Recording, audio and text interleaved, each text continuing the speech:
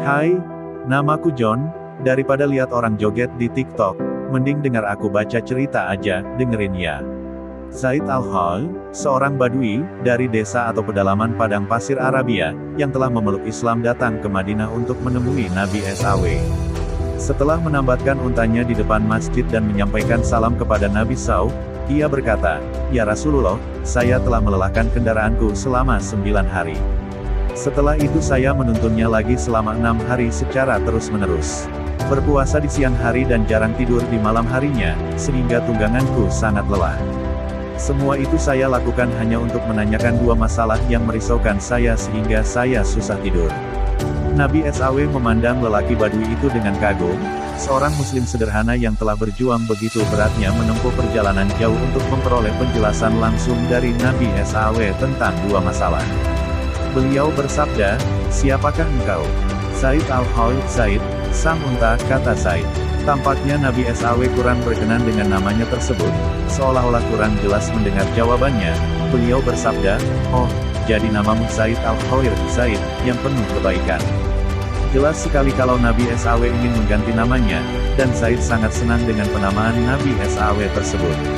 Ia berkata, "Benar, ya Rasulullah, saya Zaid Al-Khair." Setelah itu beliau berkata lagi, "Tanyakanlah.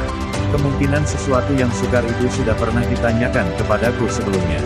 Zaid berkata, "Saya ingin bertanya kepadamu tentang tanda orang yang disukai Allah, dan tanda orang yang dimurkainya."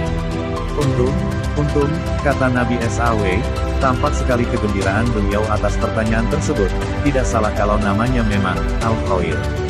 Kemudian beliau bertanya lagi, "Bagaimana keadaanmu kini, hai Zaid?"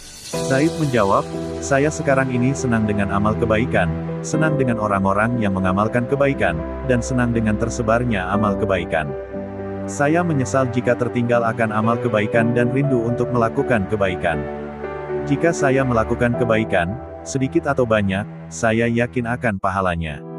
Nabi SAW bersabda, "Yaitu, itulah dia tandanya, andai kata Allah tidak suka kepadamu, tentu engkau disiapkan untuk melakukan hal yang lain, yang berlawanan dari yang kau katakan itu, dan dia tidak akan peduli di jurang mana engkau akan binasa." Cukup, ya Rasulullah," kata Zaid, seolah ia tidak ingin beliau menjelaskan lebih lanjut. Setelah mengucap terima kasih dan mengucapkan salam perpisahan, Zaid keluar dari masjid dan menaiki kendaraannya, dan memajunya pulang. Wajah Nabi SAW makin bersinar saja tanda beliau sangat gembira.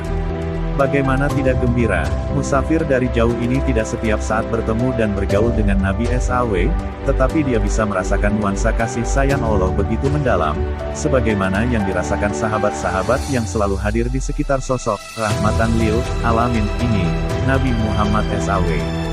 Terima kasih dan jangan lupa like ya.